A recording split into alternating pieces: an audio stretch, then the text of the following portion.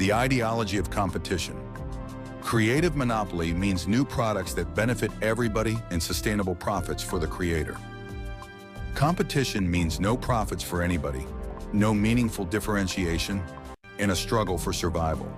So why do people believe that competition is healthy? The answer is that competition is not just an economic concept or a simple inconvenience that individuals and companies must deal with in the marketplace. More than anything else, competition is an ideology. The ideology that pervades our society and distorts our thinking. We preach competition, internalize its necessity, and enact its commandments. And as a result, we trap ourselves within it. Even though the more we compete, the less we gain. This is a simple truth, but we've all been trained to ignore it. Our educational system both drives and reflects our obsession with competition.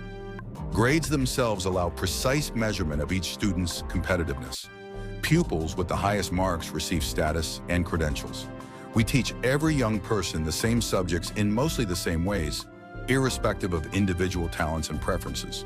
Students who don't learn best by sitting still at a desk are made to feel somehow inferior, while children who excel on conventional measures like tests and assignments end up defining their identities in terms of this weirdly contrived academic parallel reality. And it gets worse as students ascend to higher levels of the tournament. Elite students climb confidently until they reach a level of competition sufficiently intense to beat their dreams out of them. Higher education is the place where people who had big plans in high school get stuck in fierce rivalries with equally smart peers over conventional careers like management consulting and investment banking. For the privilege of being turned into conformists, students, or their families, pay hundreds of thousands of dollars in skyrocketing tuition that continues to outpace inflation. Why are we doing this to ourselves? I wish I had asked myself when I was younger. My path was so tracked that in my 8th grade yearbook, one of my friends predicted accurately that 4 years later I would enter Stanford as a sophomore. And after a conventionally successful undergraduate career, I enrolled at Stanford Law School, where I competed even harder for the standard badges of success. The highest prize in a law student's world is unambiguous. Out of tens of thousands of graduates each year, only a few dozen get a Supreme Court clerkship. After clerking on a federal appeals court for a year, I was invited to interview for clerkships with Justices Kennedy and Scalia. My meetings with the justices went well. I was so close to winning this last competition. If only I got the clerkship, I thought, I would be set for life. But I didn't. At the time, I was devastated. In 2004, after I had built and sold PayPal, I ran into an old friend from law school who had helped me prepare my failed clerkship applications. We hadn't spoken in nearly a decade. His first question wasn't, "How are you doing?" or, "Can you believe it's been so long?" Instead, he grinned and asked, "So Peter, aren't you glad you didn't get that clerkship?" With the benefit of hindsight, we both knew that winning that ultimate competition would have changed my life for the worse. Had I actually clerked on the Supreme Court, I probably would have spent my entire career taking depositions or drafting other people's business deals instead of creating anything new. It's hard to say how much would be different, but the opportunity costs were enormous. All Rhodes Scholars had a great future in their past. War and peace. Professors downplay the cutthroat culture of academia, but managers never tire of comparing business to war. MBA students carry around copies of Clausewitz and Sun Tzu. War metaphors invade our everyday business language. We use headhunters to build up a sales force that will enable us to take a captive market and make a killing. But really, it's competition, not business, that is like war. Allegedly necessary, supposedly valiant, but ultimately destructive. Why do people compete with each other? Marx and Shakespeare provide two models for understanding almost every kind of conflict. According to Marx, people fight because they are different. The proletariat fights the bourgeoisie because they have completely different ideas and goals, generated for Marx by their very different material circumstances. The greater the differences, the greater the conflict. To Shakespeare, by contrast, all combatants look more or less alike. It's not at all clear why they should be fighting, since they have nothing to fight about. Consider the opening line from Romeo and Juliet. Two households, both alike in dignity. The two houses are alike, yet they hate each other. They grow even more similar as the feud escalates. Eventually, they lose sight of why they started fighting in the first place. In the world of business, at least, Shakespeare proves the superior guide. Inside a firm, people become obsessed with their competitors for career advancement. Then the firms themselves become obsessed with their competitors in the marketplace. Amid all the human drama, people lose sight of what matters and focus on their rivals instead. Let's test the Shakespearean model in the real world. Imagine a production called Gates and Schmidt, based on Romeo and Juliet. Montague is Microsoft, Capulet is Google. Two great families run by alpha nerds, sure to clash on account of their sameness. As with all good tragedy, the conflict seems inevitable only in retrospect. In fact, it was entirely avoidable. These families came from very different places. The House of Montague built operating systems and office applications. The House of Capulet wrote a search engine. What was there to fight about? Lots, apparently. As a startup, each clan had been content to leave the other alone and prosper independently. But as they grew, they began to focus on each other. Montagues obsessed about Capulets, obsessed about Montagues. The result? Windows versus Chrome OS, Bing versus Google Search, Explorer versus Chrome, Office versus Docs, and Surface versus Nexus. Just as war cost the Montagues and Capulets their children, it cost Microsoft and Google their dominance. Apple came along and overtook them all. In January 2013, Apple's market capitalization was $500 billion, while Google and Microsoft combined were worth $467 billion. Just 3 years before, Microsoft and Google were each more valuable than Apple. War is costly business. Rivalry causes us to overemphasize old opportunities and slavishly copy what has worked in the past. Consider the recent proliferation of mobile credit card readers.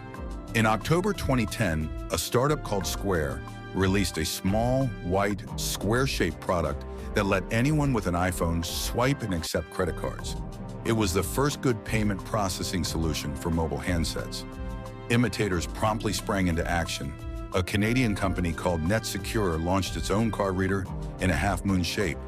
Intuit brought a cylindrical reader to the geometric battle. In March 2012, eBay's PayPal unit launched its own copycat card reader. It was shaped like a triangle, a clear jab at Square, as 3 sides are simpler than 4. One gets the sense that this Shakespearean saga won't end until the apes run out of shapes. Truly, the hazards of imitative competition may partially explain why individuals with an Asperger's-like social ineptitude seem to be at an advantage in Silicon Valley today. If you're less sensitive to social cues, you're less likely to do the same things as everyone else around you.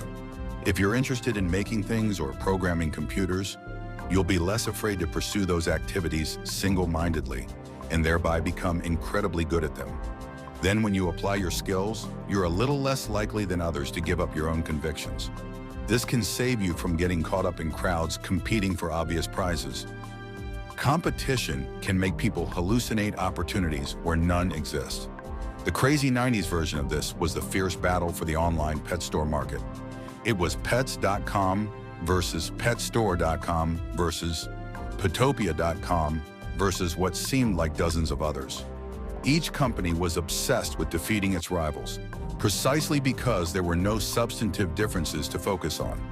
Amid all the tactical questions, who could price chewy dog toys most aggressively? Who could create the best Super Bowl ads? These companies totally lost sight of the wider question of whether the online pet supply market was the right space to be in.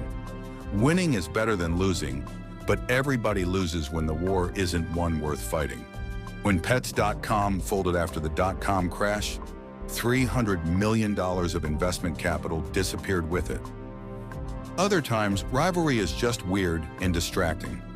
Consider the Shakespearean conflict between Larry Ellison, co-founder and CEO of Oracle, and Tom Siebel, a top salesman at Oracle and Ellison's protege, before he went on to found Siebel Systems in 1993. Ellison was livid at what he thought was Siebel's betrayal. Siebel hated being in the shadow of his former boss.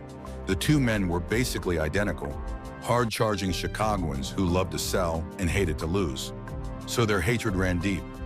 Ellison and Siebel spent the second half of the 90s trying to sabotage each other.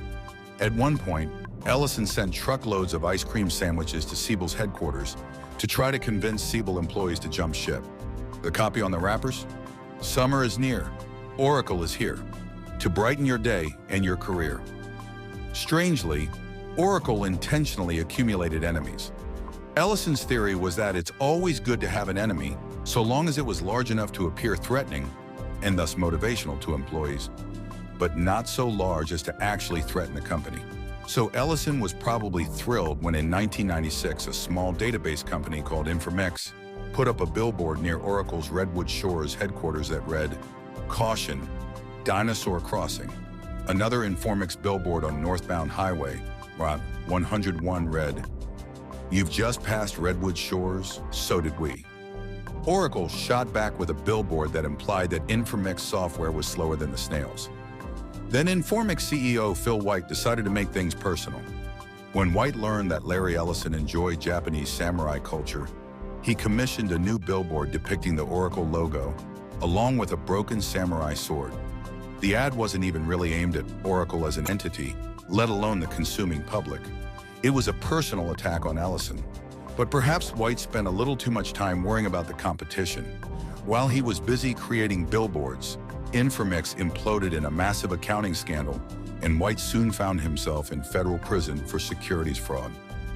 If you can't beat a rival, it may be better to merge. I started Confinity with my co-founder, Max Levchin, in 1998. When we released the PayPal product in late 1999, Elon Musk's X.com was right on our heels.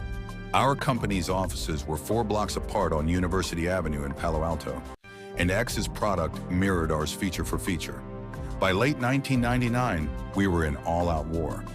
Many of us at PayPal logged 100-hour work weeks. No doubt that was counterproductive, but the focus wasn't on objective productivity. The focus was defeating X.com. One of our engineers actually designed a bomb for this purpose. When he presented the schematic at a team meeting, calmer heads prevailed, and the proposal was attributed to extreme sleep deprivation. But in February 2000, Elon and I were more scared about the rapidly inflating tech bubble than we were about each other. A financial crash would ruin us both before we could finish our fight. So in early March, we met on neutral ground, a cafe almost exactly equidistant to our offices, and negotiated a 50 Uranian 50 merger. De-escalating the rivalry post-merger wasn't easy, but as far as problems go, it was a good one to have. As a unified team, we were able to ride out the dot-com crash and then build a successful business. Sometimes you do have to fight. Where that's true, you should fight and win. There is no middle ground. Either don't throw any punches or strike hard and end it quickly. This advice can be hard to follow because pride and honor can get in the way. Hence Hamlet, exposing what is mortal and unsure. To all that fortune, death, and danger dare, even for an eggshell. Rightly to be great is not to stir without great argument, but greatly to find quarrel in a straw when honor's at the stake. For Hamlet, greatness means willingness to fight for reasons as thin as an eggshell. Anyone would fight for things that matter. True heroes take their personal honor so seriously they will fight for things that don't matter. This twisted logic is part of human nature, but it's disastrous in business. If you can recognize competition as a destructive force instead of a sign of value, you're already more sane than most. The next chapter is about how to use a clear head to build a monopoly business.